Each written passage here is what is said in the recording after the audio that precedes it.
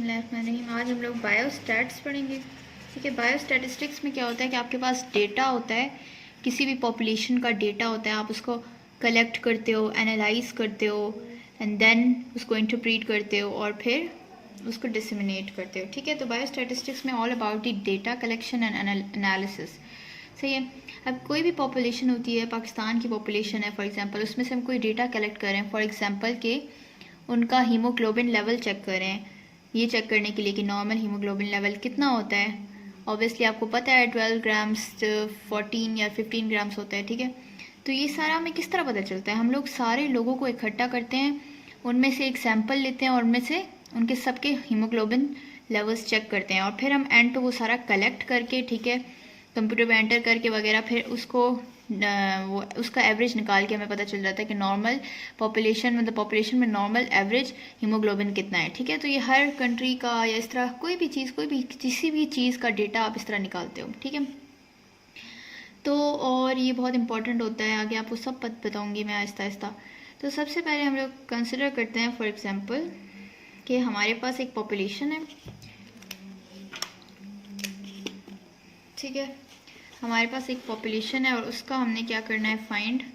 For example as हम देख रहे हैं कि ये एक पाकिस्तान का शहर है रावलपिंडी फॉर एग्जांपल, और इसमें हम लोग एज देखना चाह रहे हैं कि लोगों की एज क्या है। ये हमने डेटा कलेक्ट कर लिया कि 6 साल उम्र है इसकी, 4 साल 2 साल 3 साल और ये सारा कुछ। ठीक है, हमने कलेक्ट तो कर लिया। अब ये सारा हैफेजेड होता है। सबसे पहले आपने इसको क्या करना है, ऑर्गेनाइज करके लिख लेते हैं। फॉर एग्जाम्पल तो असेंडिंग ऑर्डर में लिख लेते हैं, डेटा कलेक्टेड एज है ये। ठीक है, तो हम इसको लिखेंगे 2 years ऑफ एज, 3, 4, 4, 4 एंड 5, 6। ठीक है, ये सारी एज को मैंने असेंडिंग ऑर्डर में ऑर्गेनाइज करके लिख लिया।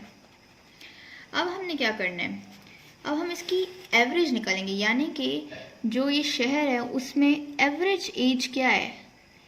एवरेज होता है ना, सारी वैल्यूज़ को ऐड करके divide by number of values करते हैं। सम ऑफ ऑल द वैल्यूज़, इन सबको प्लस करेंगे और divided by total number of values. Total 7 values हैं, ये 7 पॉपुलेशन नंबर है। ठीक है, नंबर ऑफ पीपल, और ऊपर ये सारी ऐड कर लेंगे और हमारे पास 4 आ जाएगा। तो मीन एज हमारे पास क्या आ गई है, 4, यानी कि average age of all the people living in this city is 4। ठीक है, तो हमारे पास एवरेज या मीन एज आ गया। ठीक है, इसको हम लोग किस तरह शो करेंगे, एक्स बार से। ठीक है, और एक वैल्यू को हम किससे शो करते हैं, एक्स आई। ठीक है, तो ये हो गया हमारे पास एक्स बार। सबसे पहले हमने क्या निकाला है, मीडियन का फॉर्मूला ये होता है कि ऑल नंबर ऑफ वैल्यूज़, यानी कि टोटल नंबर ऑफ वैल्यूज़ कितनी है हमारे पास इधर, 1 2 3 4 5 6 7 प्लस 1 डिवाइडेड बाई 2 करते हैं। ठीक है, नंबर ऑफ वैल्यूज हमारे पास 7 plus 1 divided by 2 is equal to 8 divide by 2 और 4। फोर्थ वैल्यू जो होगी ना इसकी, यानी फोर्थ नंबर जो है इसका, first number, second, third, fourth, तो फोर्थ नंबर, फोर्थ वैल्यू होगी ना, that would be the median in case of the odd number. ये है ऑड नंबर के लिए किस तरह हम लोग फाइंड करते हैं। तो इस केस में हमारे पास क्या आ जाता है, मीडियन 4 years आ जाता है, 4 years ओल्ड।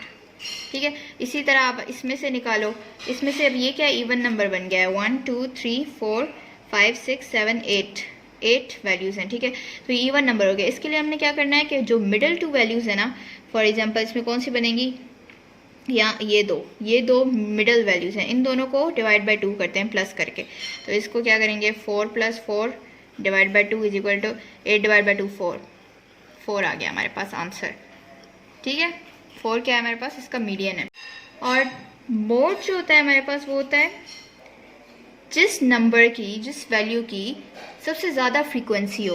यानी समटाइम्स हमें चाहिए होता है, हमें उस चीज़ पे ज़्यादा हम फोकस करते हैं जो पॉपुलेशन में ज़्यादा पाई जाती है। अब इस पॉपुलेशन में हमारे पास कौन सी एज है जो कि सबसे ज़्यादा मौजूद है, इसमें 4 years की जो एज है उसके लोग ज़्यादा हैं। ठीक है, तो ये देखिए 2 years का भी एक है, 3 years का भी एक है, 5 6 16 सबके एक एक लोग हैं, लेकिन हमारे पास 4 years सबसे ज़्यादा है पॉपुलेशन में एज। ठीक है, तो इसका मोड क्या होगा, 4, द हाईएस्ट फ्रीक्वेंसी, जिसकी हाईएस्ट फ्रीक्वेंसी हो। तो 3 दफ़ा आ रहा है, तो ये 4 क्या आ गया, मोड आ गया। तो ये जो 3 हमारे पास चीज़ें हैं ना, ओ आपने मोड देखा, अच्छा ये तो 3 चीज़ें जो एवरेज है, जिसको हम मीन कहते हैं, और मीडियन है और मोड है। मीडियन यानी मिडल वैल्यू, और मोड यानी सबसे ज़्यादा वैल्यू आने वाली, ठीक है। ये 3 चीज़ें हम इनको बताऊँ क्या कहते हैं, इनको कहते हैं मेजर ऑफ सेंट्रल टेंडेंसी। अब इसको प्रेजेंट करना सीखना भी बहुत इंपॉर्टेंट है, ठीक है। तो हम ग्राफिकली किस तरह प्रेजेंट कर सकते हैं, ये हो गया एक्स एक्सिस जिसके ऊपर हमने वैल्यूज लिख देनी है, यानी 1 years old, 2, 3, 4, 5, 6, 7 and so on. और यहाँ पे हमने क्या लिखना है, नंबर ऑफ पीपल या फिर फ्रीक्वेंसी कह दो, यानी कितने लोगों की ये वाली एज होगी। तो 1 years ऑफ एज पे एक भी बंदा नहीं है हमारे डेटा में, 2 years का एक बंदा है तो यहाँ पे मैंने डॉट लगा दिया, ठीक है। 3 years का भी एक बंदा है, 4 years के अब हमारे पास 3 बंदे हैं, ठीक है। तो नंबर ऑफ पीपल पे हम लोग 3 पे लगाएंगे डॉट और यहाँ पे 4, ये आ गया ये। बाकी 5 years का भी एक बंदा है, 6 years का भी एक, बाकी 60 का भी एक। तो ये हमारे पास जो ग्राफ बन रहा है कुछ इस तरह बन रहा है, सही है। तो हमारा जो मीन है वो भी 4 है, जो मीडियन है मतलब लाई 4 पे करता है, जो मीडियन है वो भी हमने 4 निकाला था। और ये देखें ये दोनों की मिड वाली वैल्यू है ये, ठीक है। इस पॉइंट और इस मिड में आ रही है। और जो हमारे पास मोड है, मोड यानी सबसे ज़्यादा बंदे 4 years के हैं, ठीक है। तो ये देखें सबसे जो हाईएस्ट पीक जाती है ना, सबसे ऊपर जो लाइक पॉइंट आता है उसको हम क्या कहते हैं, मोड कहते हैं, ठीक है। तो ये आप देख सकते हैं मोड जो कि हाईएस्ट पीक, जो हाईएस्ट पॉइंट आ रहा है, और जो मीडियन यानी दोनों इन दोनों के जो बीच में है वो भी 4 है, मोड भी 4 है, और मीन जो हमने निकाला था वो भी 4 आ रहा है, ठीक है। तो और हम इस कंडीशन को क्या कहते हैं, जिसमें मीन, मीडियन एंड मोड तीनों इक्वल होते हैं, उसको हम कहते हैं कि वो नॉर्मल डिस्ट्रीब्यूशन कर्व बनाते हैं, नॉर्मल डिस्ट्रीब्यूशन, ठीक है। तो अब इसको क्या कह सकते हैं कि central measure of central tendencies जो है हमारे पास तीनों इक्वल हैं, और वो क्या बनाएंगे हमारे पास, ये नॉर्मल डिस्ट्रीब्यूशन कर्व बनाएंगे, सही है। ये जस्ट जनरली आपको बता के मैंने बताया, वो मैं ये जो चीज़ है ना आपको बाद में डिटेल में पढ़ाऊँगी, सही हो गया। अभी फ़िलहाल ये याद रखें कि एक ग्राफ में आपको कैसे पता चलेगा, अगर मैंने ये ग्राफ बनाया है, समझें ये कोई भी ग्राफ बनाया है, इसमें मोड क्या होगा, सबसे ऊपर जो पीक होगी ये हाईएस्ट पॉइंट, ये क्या हो गया, मोड हो गया। और मीडियन क्या होगा, जो एंड पॉइंट है और जो फर्स्ट पॉइंट है उन दोनों के बीच में आएगा, यहाँ पे कहीं होगा, ठीक है। मीडियन दोनों के मिड में होगा, यहाँ पे मीडियन होगा। और जो मीन है वो किस तरह आपने निकालना है, सारी वैल्यूज को ऐड करके divide by number of values, ठीक है। तो इस तरह आप निकाल